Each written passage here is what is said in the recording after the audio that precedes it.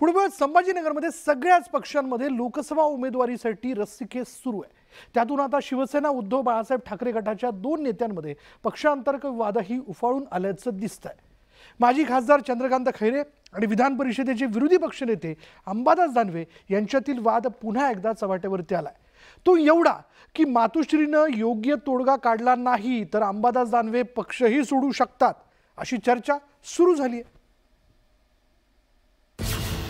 संभाजीनगरात ठाकरे गटात दुफळी, लोकसभा उमेदवारीवरून दानवे विरुद्ध खैरे, नवीन चेहऱ्याला संधी द्या दानवेंची मागणी, शिष्याची समजूत काढू खैरेंची सारवासारव। मराठवाड्यातील शिवसेना उद्धव बाळासाहेब ठाकरे गटाचे दोन मजबूत खांब म्हणून चंद्रकांत खैरे आणि अंबादास दानवे यांची नावं घेतली जायची। वास्तवात दोन्ही नेत्यांमध्ये कधीच सख्य नव्हतं। दोघांच्या भांडणात उद्धव ठाकरे यांनीही अनेकदा मध्यस्थी केली, प्रसंगी दोघांना तंबी दिली। यंदाही लोकसभेसाठी दोन्ही नेते इच्छुक आहेत, त्यामुळे आता दोघांनी आत्तापासूनच एकमेकांचे पत्ते कापायला सुरुवात केली।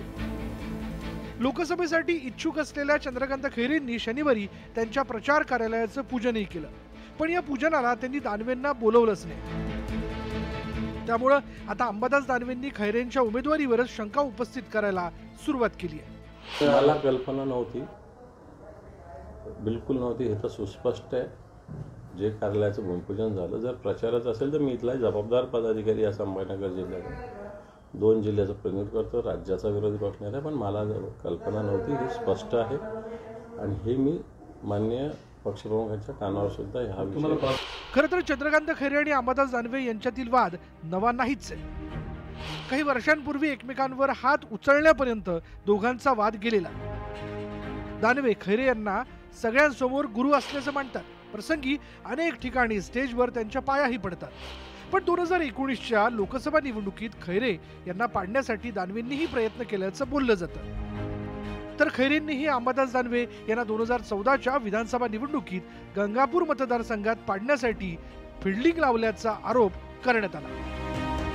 आता ऐन लोकसभा निवडणुकीच्या तोंडावर दोघांमधील जुना वाद पुन्हा उफाळून आलाय, पण खैरेंनी मात्र शिष्याची समजूत काढू म्हणत सारवासारव केली आहे। काही नाराजी वगैरे नाहीये, आम्ही सगळे एकत्र आहोत, एका कुटुंबातले, पारिवारिक संबंधातले, त्याच्यामुळे ते तसं काही नाही। आता कोणी ना कोणी त्यांना असं उलटा प्रश्न विचारला की मग ते उलटा, आता मला कोणी जर एकदम भडकाऊ प्रश्न विचारला तर मी लगेच भडकाऊ उत्तर देतो। खरं तर यंदाच्या लोकसभेसाठी अंबादास दानवेंनी पहिल्यांदा उमेदवारी मागितली होती, मात्र चंद्रकांत खैरे कामाला लागल्यानंतर आपण इच्छुक असल्याचं जाहीर केलं।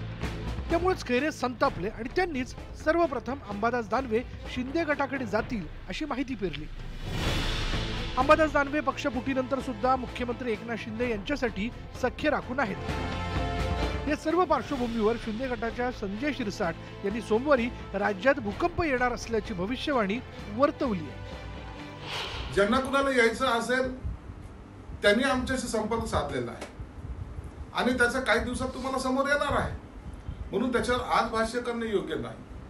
परंतु एवढं निश्चित आहे, उबाटा गटामध्ये आतमध्ये धगधग अत्यंत जास्त प्रमाणात वाढलेली आहे आणि आता कोण राहतील याचा ते स्वतः सुद्धा सांगू शकणार नाहीत की आमच्यामध्ये आता कोण शिल्लक राहणार आहे।